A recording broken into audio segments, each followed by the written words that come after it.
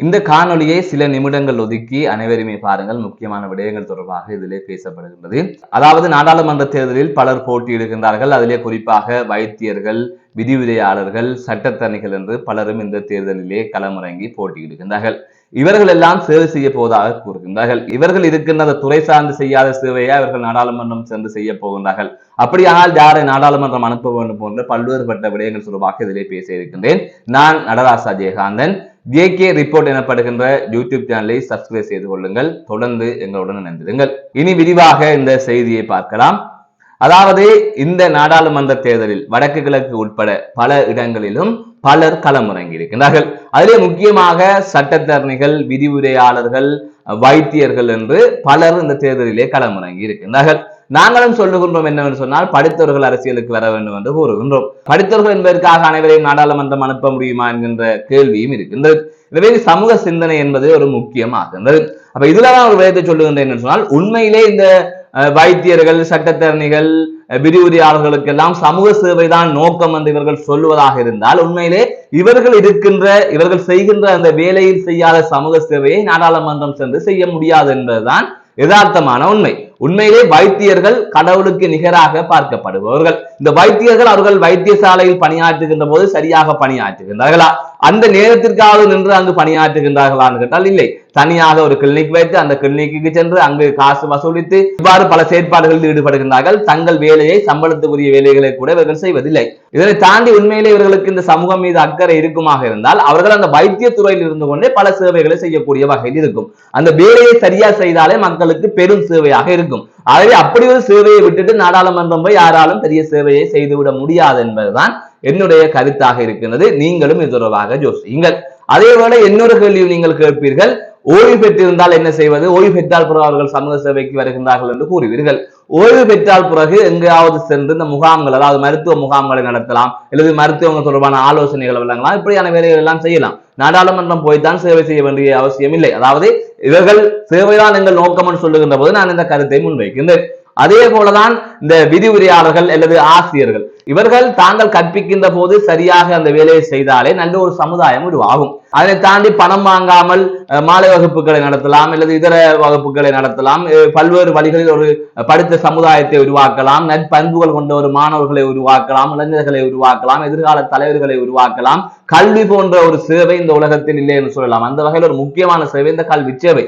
ஆகவே அந்த கற்பித்தல் நடவடிக்கையை சரியாக இவர்கள் செய்யலாம். அதை விடுத்து அதனை தாண்டி சமூக சேவை செய்ய போவதாக வருகின்றார்களே, இதை விட ஒரு சமூக சேவையை நாடாளுமன்றம் சென்று செய்ய முடியாது என்கின்ற விடயத்தையும் நீங்கள் உணர வேண்டும்.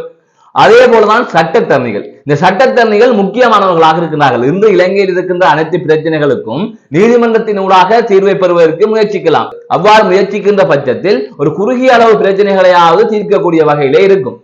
அதை தாண்டி இவர்கள்தான் போதை வஸ்து விற்பவர்களை பிணையில் எடுத்து விடுகின்றார்கள், வாழ்வெட்டில் ஈடுபடுபவர்களை பிணையில் எடுத்து விடுகின்றார்கள். அவர்கள் அப்படியான குற்றச் செயல்களில் ஈடுபடுகின்றார்கள் என்று தெரிந்தும் இவர்கள் பிணையில் எடுத்து விடுகின்றார்கள் காசுக்காக. அப்படி காசுக்காக எதையும் செய்யக்கூடிய இந்த சட்டத்தரணிகள் தான் இப்போது அரசியலுக்கு வந்து பொது சேவை செய்ய போகின்றார்களாம்.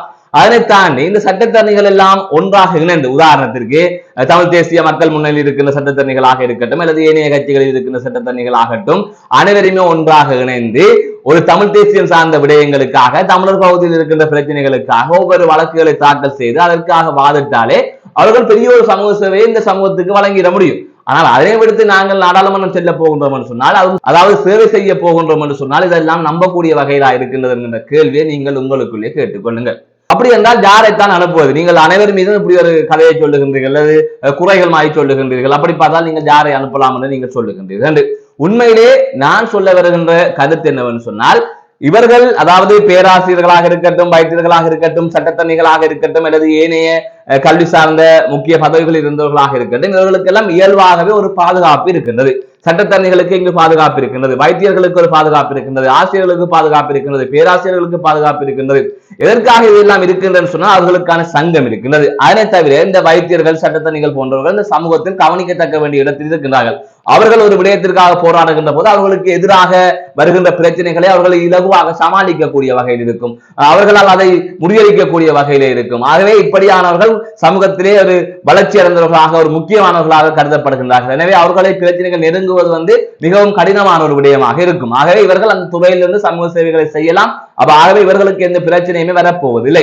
அதை தாண்டி நீங்கள் யாரை நாடாளுமன்றம் அனுப்ப வேண்டும் என்று சொன்னால், யாராவது குறைந்த வருமானத்தை பெற்றுக்கொண்டு இந்த சமூகத்திற்காக, இந்த சமூகத்தின் பிரச்சனைக்காக வீதி வீதியாக ஒவ்வொரு போராட்டங்களிலும் கலந்து கொண்டு இந்த சமூகம் மீது உண்மையிலே அக்கறை கொண்டவர்கள் எமது ஊர்களிலும் எமது மாவட்டங்களிலும் இருக்கின்றார்கள். நீங்கள் வடிவாக ஒவ்வொரு வேட்பாளராக நீங்கள் பரிசீலனை செய்து பாருங்கள். உண்மையிலே அப்படி பல வேட்பாளர்கள் இருக்கின்றார்கள். சில பேரை பார்த்தீர்கள் அவர் சொந்த காசை செலவழித்து அவர்கள் என்ன விட அவர்கள் சமூகத்திற்காக சமூகத்தோடையே எத்தனை தோல்விகளை நீங்கள் கொடுத்தாலும் என்னதான் செய்தாலும் அவர்கள் இருப்பார்கள். அப்படியாப்பட்டவர்களிடம் அதிகாரம் இருக்காது. அவர்களை இலகுவாக போலீஸோ அல்லது ஏனையர்களோ மிரட்டி விட்டு செல்லுகின்ற ஒரு செயற்பாடு இருக்கும். இந்த சட்டத்தணிகளுக்கு வைத்தியர்களுக்கு இருக்கின்ற பாதுகாப்பு மாதிரி அவர்களுக்கு இல்லை.